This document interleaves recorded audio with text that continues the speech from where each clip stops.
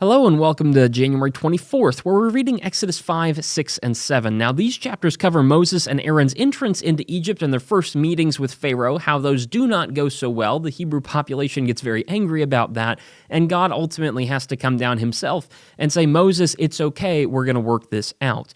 We will see the first plague. We will see the first supernatural intervention God puts in the land of Egypt, and things will just continue to go in an interesting way from there, but we'll have to explore the rest of that next week. Now, if you're looking for a more detailed breakdown of each chapter, in chapter 5, Moses comes down and talks to Pharaoh personally. He comes down and says that the God of the Hebrews says to let his people go. Of course, Pharaoh doesn't really know the God of the Hebrews. He's not impressed by that claim, and so he says, no, that's not going to happen, and instead he just makes things more difficult for the people of Israel. Now, the people of Israel don't like that very much. They blame Moses and Aaron for having brought about terrible things to them, and so in chapter 6, Moses brings a complaint to God and says, aren't you supposed to be in charge here?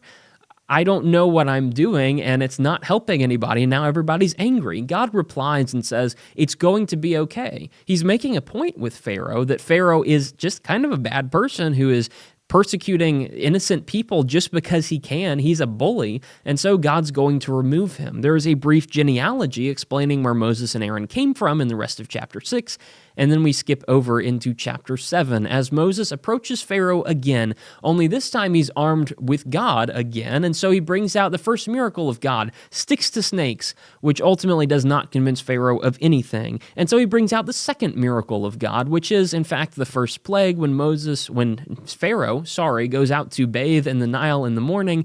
Moses calls God to summon blood, and the entire Nile River becomes blood. Of course, that doesn't convince Pharaoh either, but this is the first of 10 plagues, and so maybe on the second one, Pharaoh will be convinced. Spoiler alert, he won't be, but there is a hope, and so we'll continue tracking the rest of the story of the plagues as we go further. If you're looking to explore any of those things more, I have a written breakdown of some further ideas over on the written page, and if not, then I guess I'll see you next week, January 27th, as we're covering Exodus 8 and going all the way through Exodus 22 next week.